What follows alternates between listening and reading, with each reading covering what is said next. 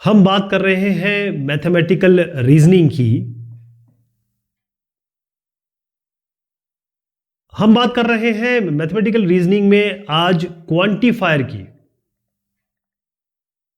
Quantifier का मतलब क्या हुआ? देखिए, कई ऐसे फ्रेजेस आप अंग्रेजी में सुनते हैं जैसे देयर एग्जिस्ट या फॉर एवरी। ठीक, ये जो फ्रेजेस मैं आपको बता रहा हूं, देयर एग्जिस्ट यानी कि ऐसी कोई चीज है या ऐसा कोई वस्तु अवेलेबल है, ऐसा कोई नंबर अवेलेबल है, और फॉर एवरी मतलब हर एक नंबर के लिए, हर एक वस्तु के लिए। तो इन फ्रेजेस को हम कहते हैं क्वांटिफायर्स। क्या कहते हैं? क्वांटिफायर्स। अब जैसे आप इसको यूज करेंगे, इस फ्रेज को किसी भी कॉन्टेक्स्ट में यूज करेंगे, कहीं भी इसका इस्तेमाल करेंगे, तो आराम से आप इनको चेंज कर सकते हैं। जैसे आप कह सकते हैं देयर इज, ऐसा है, देयर इज एटलीस्ट वन, कम से कम एक ऐसा है। या आप कैसे ये भी कह सकते हैं कि it is possible to find, मतलब ये संभव है कि हम ऐसा नंबर या ऐसी वस्तु निकाल ले, या सम। तो ये जो देयर एग्जिस्ट और फॉर एवरी है, ये तो क्वांटिफायर्स में आते हैं, लेकिन इसको आप इस सेंटेंसेस में भी चेंज कर सकते हैं। जैसे अगर मैं आपको एक एग्जांपल दूं कि P, मैंने कहा एक स्टेटमेंट है x + 4 is greater then 3 for all capital N। तो इसका मतलब क्या हुआ कि स्टेटमेंट का मतलब है कि फॉर एवरी नेचुरल नंबर, हर एक नेचुरल नंबर के लिए, मतलब हर एक natural number x + 4 is greater then 3 for all n। तो हर एक natural number x + 4 greater than 3 होगा। करके देख लीजिए, आप कोई भी नंबर डाल लीजिए। नेचुरल नंबर क्या 1 से काउंट करते हैं, आप कोई भी नंबर डाल लीजिए, वन ही डाल के देख लीजिए। 1 + 4 ग्रेटर देन 3, 5 ग्रेटर देन 3 होता है। तो ये हमेशा जो हमने कहा कि फॉर एवरी जो मैं जोड़ रहा हूं ना, ये फॉर एवरी, देयर एग्जिस्ट, या it is possible to, there is at least one, some, there is, ये सारी जो चीजें मैं आपको बता रहा हूं, ये क्वांटिफायर में आती है। अब इसको लिखने का तरीका देख लीजिए। जो मैंने आपको दो चीज कही कि फॉर एवरी, अब ये तो सभी के बारे में बात कर रहा है, मतलब पूरे विश्व के बारे में बात कर रहा है, या आप ये कह सकते हैं फॉर ऑल। तो इसको हम कहते हैं यूनिवर्सल क्वांटिफायर। क्वांटिफायर के लिए क्यों लिख रहा हूं? ये होता है यूनिवर्सल क्वांटिफायर क्योंकि ये सभी के लिए बात हो रही है, हर एक चीज के लिए, हर एक वस्तु के लिए। और यहीं पे मैं कहूं देयर एग्जिस्ट, यहां आपने स्पेसिफाई कर दिया, यहां आपने स्पेसिफाई कर लिया देयर एग्जिस्ट। तो ये जो है, जब तक कोई चीज नहीं होगी तब तक आगे चीजें नहीं बढ़ेगी। ये सभी के लिए बात हो रही है, ये किसी स्पेसिफिक चीज के लिए बात हो रही है। तो यहां पर एग्जिस्ट होना किसी चीज का, या संभव होना या पॉसिबल होना, ये जरूरी है। इसको हम कह रहे हैं एग्जिस्टेंशियल क्वांटिफायर। ओके, तो जैसे अगर मैं एक एग्जांपल दूं आपको कि for every x belongs to capital N, x + 5 is greater than 4, ये तो बिल्कुल सही है। कोई भी नंबर रख लीजिए, आप कोई भी जोड़ेंगे वो हमेशा 4 से बड़ा होगा। 1 भी रख लीजिए, सबसे छोटा नेचुरल नंबर होता है 1। 1 + 5 करेंगे तो भी वो 4 से बड़ा होगा। तो हम क्या करते हैं, इसको करते हैं px से डिनोट। मान लीजिए इसको px से डिनोट करते हैं, तो आप कह सकते हैं कि फॉर, एक्चुअली जो मैं लिख रहा हूं ना वही आपको आगे दिखाई देगा, क्वेश्चंस में भी यही दिखाई देगा। तो क्या होगा, for every x belongs to n, हम ऐसा नहीं लिखते, हम सीधा px लिख देते हैं, राइट। तो ये बात हुई आपके जो क्वांटिफायर्स हैं। तो ये जो शब्द जब भी आएंगे आपके दिमाग में आना चाहिए कि हम क्वांटिफायर के बारे में बात कर रहे हैं। अब जो नेक्स्ट चीज मैं आपको बताने जा रहा हूं वो बड़ी इंपॉर्टेंट है, वो है इंप्लीकेशन। इसमें बहुत सारी चीज बनेंगी, है ना। इंप्लीकेशन मतलब ये होता है कि देखो ये ना एक्सरसाइज ज़्यादा मत करो, इसके इंप्लीकेशन ठीक नहीं होंगे।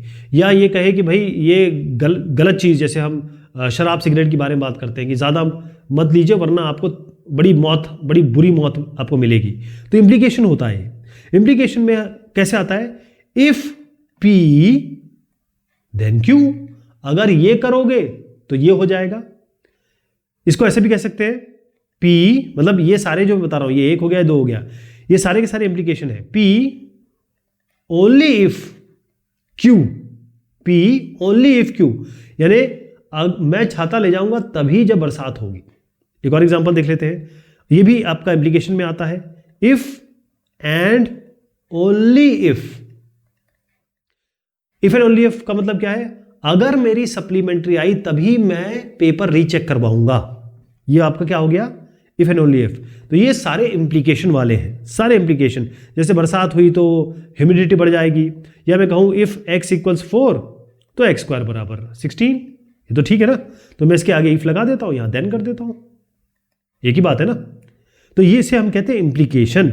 और इसको हम कैसे लिखते हैं, इसको हम लिखते हैं P, इसमें डबल लाइनें लिखते हैं और एक एंगल का ब्रैकेट बना देते हैं, ठीक है। आप कह सकते हैं कि double board arrow, double lined arrow, ऐसे कह सकते हैं।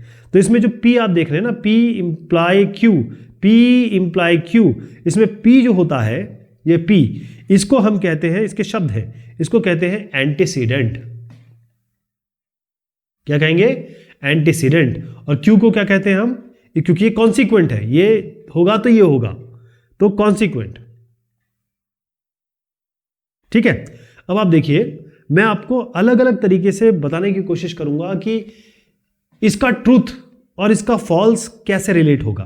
तो मैं एक आपके सामने एक सेंटेंस बता रहा हूं, और वो सेंटेंस के दो भाग है, मतलब P और Q बताऊंगा। सेंटेंस ये है कि ये सेंटेंस मैं ऊपर लिखूंगा फिर आपको बताऊंगा। सेंटेंस में बता रहा हूं P, ये आपका सेंटेंस है, द नंबर, एक नंबर ले लेते हैं, जैसे n बराबर 43221 इज डिविजिबल बाय 3। और Q ले लेते हैं, ये इसको मैं जोड़ के भी बताऊंगा और ऐसे ही बताऊंगा। एक तो नंबर ये हो गया, Q आपका हो गया the sum of digits forming n is divisible by 3। देखिए इसमें P और Q, P है एक नंबर 43221 डिविजिबल बाय 3, और वाकई में है, अगर आप 43221 को डिवाइड करेंगे 3 से तो डिवाइड हो जाएगा। The sum of digit forming n is divisible by 3, तो अगर आप 43221 को जोड़ेंगे तो ये आता है 7 7 2 9 9 2 11 11 1 12, तो 12 3 से डिविजिबल है, आपको 4 मिलेगा, मतलब रिमाइंडर 0 मिलेगा। तो इसमें क्या कंडीशन बन रही है आप देखिए इम्प्लीकेशन में।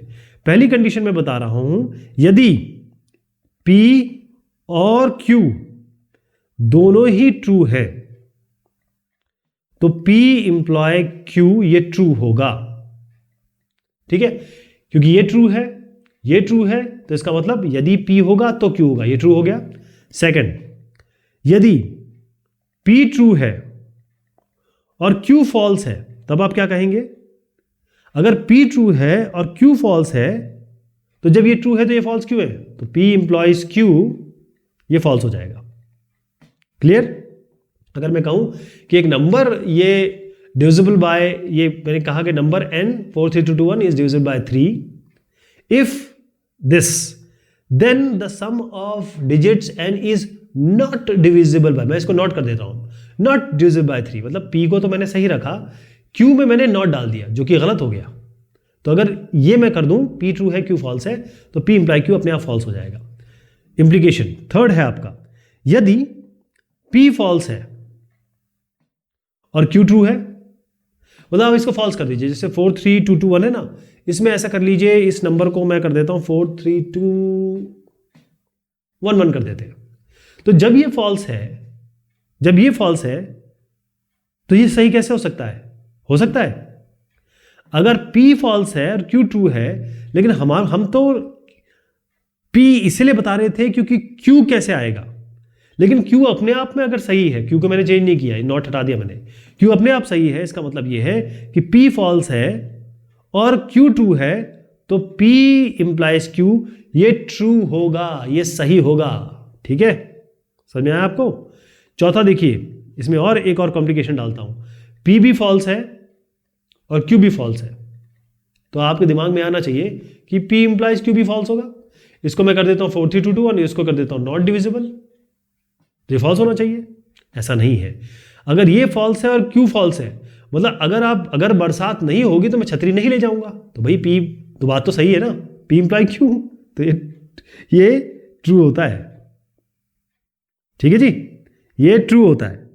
ओके, ये इंप्लीकेशन के बारे में बात है। इंप्लीकेशन के बारे में एक और बात बताता चलूं आपको, कि इंप्लीकेशन में मैं एक ही चीज को 4 शब्दों में कह सकता हूं, 4 लैंग्वेज में कह सकता हूं। कैसे? देखिए, मैं कह रहा हूं P इंप्लाई Q, और फर्स्ट मैं एक यहां पर पहले P लिख देता हूं और Q लिख देता हूं ताकि आपको समझने में आसानी हो। P हम लिख रहे हैं a number is a multiple of 9। Q हम ले रहे हैं a number is a multiple of 3।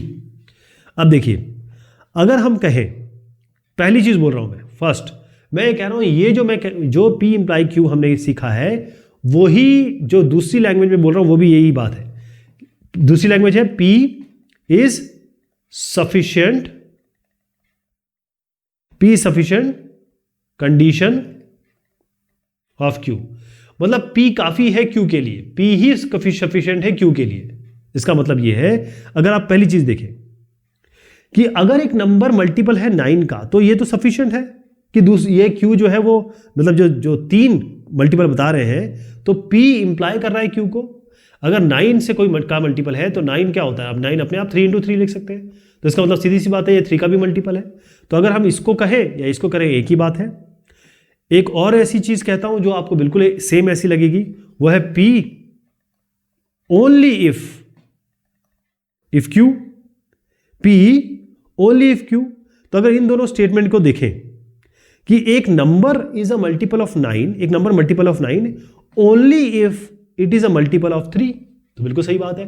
9 का मल्टीपल तभी क्या होगा, 9 तो 3 × 3 होता है, तभी तो मल्टीपल बनेगा। 9 कैसे बना, 3 × 3 से ही तो बना। तो P ओनली इफ Q, ये भी सही हो गया। मतलब इसी को मैंने इस भाषा में कह दिया, इसी को मैंने इस भाषा में कह दिया। एक और देख लीजिए, तीसरा हम कह सकते हैं Q इज नेसेसरी। देखिए, सफिशिएंट मतलब ये होता है इतना काफी है, ठीक, और नेसेसरी का मतलब है जरूरी है। Q is necessary condition for Q। अब Q यहां आ गया, P सॉरी, देखिए मैंने उलट दिया, ये P यहां था, Q यहां है, अब मैंने उलट दिया, Q इज, यहां Q आ गया, यहां P आ गया। Q is necessary condition for Q। तो इस स्टेटमेंट में देखिए, अगर मैं ये कहूं कि when a number is multiple of 9 it is necessary a multiple of 3, ये तो सही कह दिया। अगर आप कह रहे हैं जब एक नंबर 9 का मल्टीपल होता है तो ये नेसेसरी है, it is necessary is a multiple of 3, क्योंकि 9 है तो मल्टीपल 3 हो गई होगा। तो मैंने यही जो बात कही थी आपसे वही इस शब्द में कह दिया। अब इसी को मैं सेम शब्द में कहूंगा, थोड़ा उलट के मैं ये कहता हूं negation of Q is equal to negation of P। अब आप थोड़ा ध्यान से देखिएगा, मैं जो ये कह रहा हूं वही ये है, वही ये चारों हैं। तो आप देखिए कि if a number is not a multiple of 3, अब मैं Q पे आ गया तो पहले इसको करेंगे। If a number is not a multiple of 3, अगर एक नंबर मल्टीपल ऑफ 3 नहीं है then it is not a multiple of 9, बिल्कुल सही बात है। अगर 3 का मल्टीपल नहीं है तो 9 का कैसे हो सकता है? इसका मतलब अगर ये मैंने कहा एक नंबर जो 3 का मल्टीपल नहीं हो वो 9 का मल्टीपल कैसे हो सकता है? तो मेरा कहने का तात्पर्य यही था कि ये जो लाइन कही है P इंप्लीकेशन Q, वो 1 2 3 4 एक ही चीज कह रहे हैं। ये हो गया। अब मैं आपको 3 चीजें बताने वाला हूं, कॉन्ट्रा पॉजिटिव, कॉन्वर्स, इनवर्स। क्या बताऊंगा? कॉन्ट्रा पॉजिटिव, कॉन्वर्स और इनवर्स। तो इसमें आप पहले सेंटेंस लिख देते हैं ताकि आपको एग्जांपल से समझ में आता रहे। P हम लिख रहे हैं अ नंबर डिविजिबल बाय 9, और यहां लिख रहे हैं अ नंबर डिविजिबल बाय 3। ठीक है, तो मैं इसका लिखूंगा कॉन्ट्रा पॉजिटिव। ये P इंप्लाई Q तो आप खैर सीख ही चुके हैं अभी तक है। अब मैं लिख रहा हूं कॉन्ट्रा पॉजिटिव। पहला कॉन्ट्रा पॉजिटिव का मतलब ये होता है यदि P और Q 2 स्टेटमेंट है तो इसका कॉन्ट्रा पॉजिटिव क्या होगा, इंप्लीकेशन क्या होगा? जैसे आपने कहा इफ, ये तो था इफ P देन Q, ये तो था, तो इसका कॉन्ट्रा पॉजिटिव होगा if not Q then not P। इसका मतलब क्या हुआ? If a number is not divisible by 3, एक नंबर यदि डिविजिबल बाय 3 नहीं है then it is not divisible by 9। ठीक, कॉन्ट्रा पॉजिटिव समझ गया आप। दूसरा मैं आपको बता रहा हूं कॉन्वर्स। सब इसी का चल रहा है। तो कॉन्वर्स क्या होगा, इसका कॉन्वर्स ये होता है इफ P देन Q, ये तो हम सीख चुके हैं। इसका कॉन्ट्रा इस चीज का, इसका कॉन्वर्स क्या होगा, if Q then P। If P then Q का कॉन्वर्स होता है इफ Q देन P। तो इससे समझिए इसका कॉन्वर्स क्या होगा, इफ अ नंबर, Q पे आ जाइए, if a number is not divisible by 3, एक नंबर 3 से डिविजिबल नहीं है, तो then it is divisible by 9। एक नंबर अगर डिविजिबल बाय 3 है, नहीं, इफ Q, मैंने नेगेटिव कहीं नहीं लगाया, तो हमने कहा if a number is divisible by 3 then it is divisible by 9। ये इसका कॉन्वर्स हो गया। वो सही है गलत है मुझे नहीं पता, लेकिन मैंने इसका कॉन्वर्स बताया है। कॉन्वर्स में Q को यहां कर देते हैं, P को यहां कर देते हैं। कॉन्ट्रापॉजिटिव में क्या करते हैं, आप Q को यहां करते हैं, P को यहां कर देते हैं, दोनों को निगेट कर देते हैं। ठीक है। तीसरा, इसमें एक और चीज आती है, वो है इनवर्स। अब इसी लाइन का इनवर्स कहना है तो क्या कहेंगे, इस लाइन का इनवर्स कहना है इफ P देन Q का, तो कहेंगे if not P then not Q। इसको अगर शब्दों में बताऊं आपको तो क्या होगा, इसी को इफ, क्योंकि अभी हम कॉन्वर्ट सीख रहे हैं, तो if a number is divisible by 3 converts then it is divisible by 9। और अगर इसको आप इनवर्स करना चाहें तो आप क्या कहेंगे, इफ, उल्टा कर दे इसका, पहले आप लीजिए not P, if a number is not divisible by 9 then a number is not divisible by 3। ये इसका इनवर्स हो गया। एक इंपॉर्टेंट बात समझ में आती है यहां से, वो है आपका, वो इंपॉर्टेंट है थोड़ा सा, तो अलग कलर में ले लेता हूं, वो है इफ एंड ओनली इफ। ये इंप्लीकेशन है। कैसे होता है इंप्लीकेशन, ये दिखाया जाता है इससे। अगर P, if P then Q, यदि P और Q में इंप्लीकेशन है, P और Q दो स्टेटमेंट है, और यदि Q इंप्लाइड है Q से, P से, अगर P है तो Q है, और अगर Q है तो P है। इसका मतलब यही तो है, इफ P देन Q। और इसका मतलब क्या है, इफ Q देन P। तो यदि P है तो Q है, और अगर Q है तो P है। अगर ये दोनों हैं तो आप कहेंगे कि ये if and only if implication है। इसको डिनोट करेंगे आप, दोनों जगह एरो लगा देंगे। इसका एग्जांपल भी दे देता हूं। एक स्टेटमेंट अगर है, a triangle is equilateral if and only if it is equiangular. अगर एक ट्राइंगल इक्विलैटरल है, ठीक है, आप कह रहे हैं इक्विलैटरल है, ये तभी होगा if and only if it is equiangular. अगर तीनों एंगल सेम हैं तभी ये आपका ट्राइंगल इक्विलैटरल होगा। तो इसका मतलब कंपोनेंट क्या बन गया इसके, अ ट्राइंगल इज, इसके अगर ट्राइंगल मतलब P और Q बनाना चाहूं तो क्या बनेंगे, P बनेगा अ ट्राइंगल इज इक्विलैटरल, Q बनेगा अ ट्राइंगल इज इक्विएंगुलर। तो ये दोनों, अगर एक ट्राइंगल इक्विएंगुलर है तो ट्राइंगल इक्विलैटरल होगा, एक इक्विलैटरल ट्राइंगल है तो वो इक्विएंगुलर होगा। यानी इफ P देन Q, और यहां पर हो गया इफ Q देन P, तो ये दोनों ही हो गए, तो ये P इंप्लाइज Q। तो ये जो लाइन मैंने लिखी है ये आपकी if and only if implication है।